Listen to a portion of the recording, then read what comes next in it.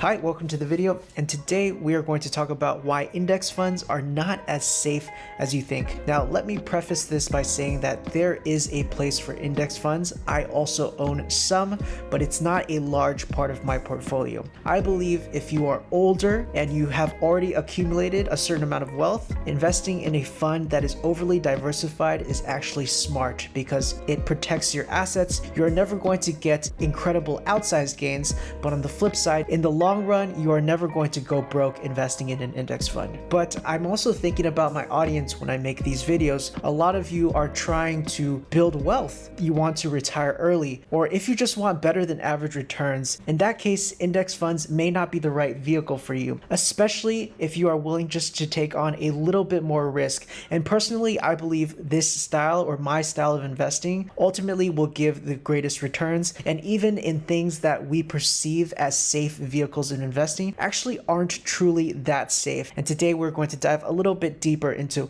why this is and also into my investing philosophy. And please remember, I am not a financial advisor. I'm just sharing my experiences and what works for me and what I think could help a lot of you make a lot more money in the long run. So if you were to invest in an S&P 500 index fund like the SPX, and a reminder, an index fund just tracks the market. It's not actively managed. S&P 500 is a benchmark that a lot of fund managers and investors all look to as the gold standard. It's been very successful. It's very stable. It tracks large, stable, established companies. And if you were to invest in it, let's say in 2010, just about a decade ago, or let's say 2011, January, when it was at 1,349, you would have been golden. As of today, it's at 4,000, and here we can do some rough math. You would have gotten nearly 290% in gains, more than 3xing your original investment. Why am I telling you this? Aren't I supposed to convince you that index funds are bad? Well, that's just in this most recent 10-year period. It's one of the biggest bull runs we have ever seen in the history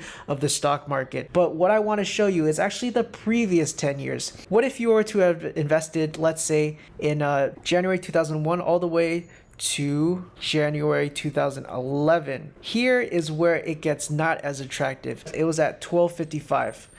1300 to 1255. You didn't lose much money, but the fact that this money was supposed to grow and essentially traded sideways for 10 years, after you factor in inflation, you actually did lose money. And there's a saying that I keep repeating, and it's that time in the market beats timing the market. And even here, it still holds true, because had you just kept holding, you would have also experienced 2010 to 2020, which we just showed was a great year and would have essentially made up for trading sideways right now. But that's the warning I want to give, is because we can see that 10 years it was a neutral to bear market, and 10 years it was a very, very bull market. What about this next 10 years from 2020 to 2030? What's going to happen? Now, you'll see a lot of YouTubers give their thoughts and different analysts give their ideas and predictions and give a lot of great reasoning. But the reality is nobody can predict where the market is going. There's too many factors. There's black swan events that could happen. What happened last year could remind you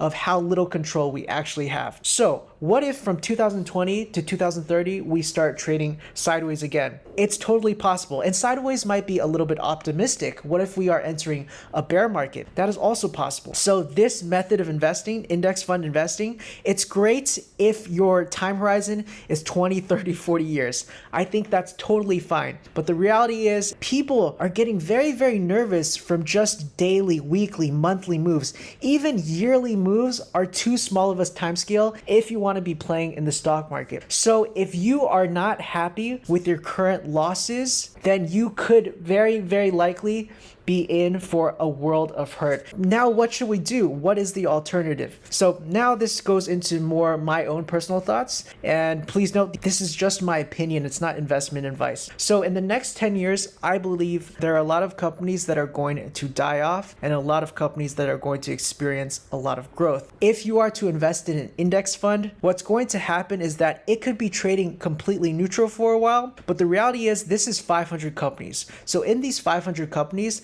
there could be 200 companies that are doing very, very poorly, but maybe just 50 or 100 companies that are doing very, very well. If in the next 10 years you want to also continue your own personal bull run, your goal is to find the 50 or 100 out of the 500 companies in the S&P 500 that are going to do well. For a lot of people that have families that don't have time to do the research, this is going to be a tough challenge. It's hard to know exactly who's going to be successful in the long run. But assuming you watching this YouTube video definitely have some free time, this is how you are going to get your edge. Think about what industry you personally are passionate about.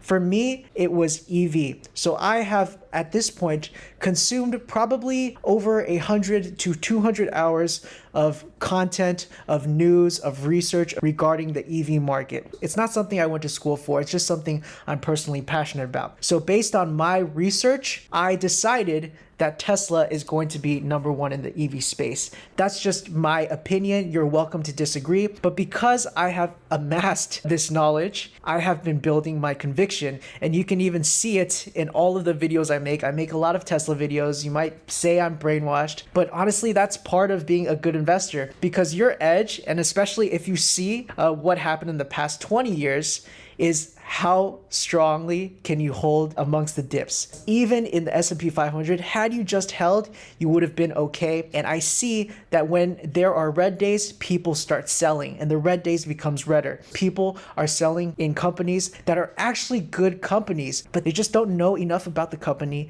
to have the confidence to continue to hold. So whether it's the field you work in or whether it's a topic you are interested in, start researching about a space and try to come up with your own idea of what the future lies and what top 5 companies you believe will dominate that space. It could be anything. It could be insurance. It could be airlines. It could be biotech. All of these different industries are going to have an industry leader. Apple, Microsoft, Facebook, Google, they are all industry leaders in their respective niche of technology or software. You just need to find that next big thing.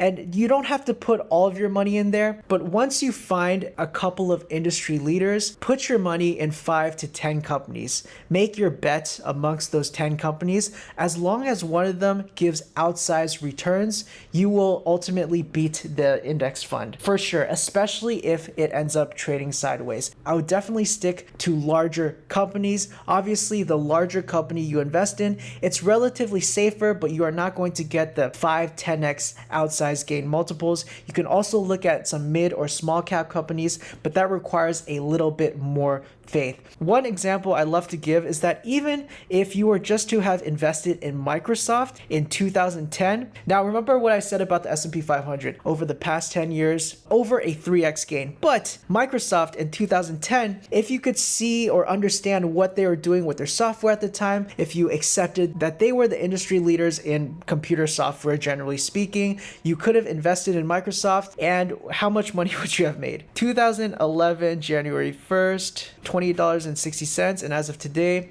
it's $236. In 10 years, you would have 9x'd your money. And this is in Microsoft. This is not a company investing in 2011 that I would consider risky at all, because even in 2011, it was one of the largest companies in the world, yet it still had all of this room to grow. So you might say, oh, this is so risky investing in 1 or 2 companies. I don't really agree, because if you expected to take out your money within 10 years, it's not as safe as you think. Versus if you were to invest in a couple of Microsoft type companies, then 1 or 2 of them could be trading sideways, but then the other 2 could be a 10x, could be a 15x, and you would beat the market. And this is also the advantage you have as a individual investor. The reason larger funds don't do this is because they have to protect their assets more than they have to build wealth. Their number one priority is to not lose their clients' money. Versus you, if you are young, if you have a good stable income, if you have the time to do some research, I believe this is the best way to build true wealth. Find the industry leaders in a handful of companies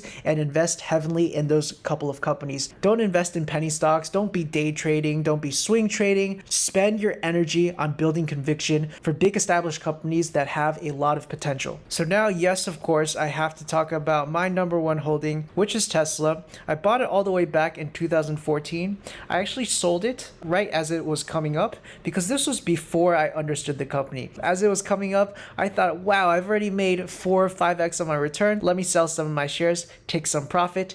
And that was my biggest mistake. So by selling it early, I actually missed out on a lot of profits. And the funny thing was, after it hit about 400, that's when I really started to researching deeply on Tesla, on thinking about our future, and formulating my own hypotheses about what direction our world was headed. Seriously, I sold at, let's say, $150 post split, and I started buying back in at $400. But that's how high my conviction was. At $400, when everybody around me was selling, I was building conviction on the stock, and it's definitely a little bit lower now, but I am not selling. Remember back to what I showed you about the NASDAQ, it was trading sideways for 10 years before it eventually grew 3x, 4x. Same with Tesla, except with Tesla, I have even more confidence. And recently, ARK released their new price target of $3,000. So if you really think that if it's going to be $3,000 in 2025, why would you sell now when it's at $600, when the potential is a 5x, assuming you believe ARK's analysis? Now, I think $3,000, sure, for some people it might be bullish, but for me, it's not that bullish. And because I cannot predict the future, I'm just going to hold. I believe even if the market were to experience a downturn, Tesla has a good chance of being one of those companies to actually be in the positive because they are the market leader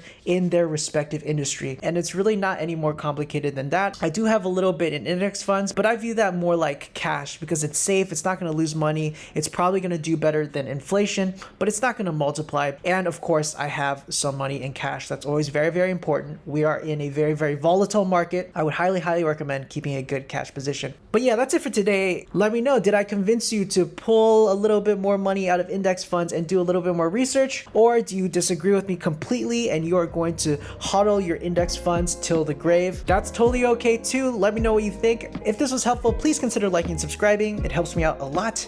This is Green Knight Trading, where Squires become knights. Thank you all so much for watching. I appreciate you, and I'll see you soon.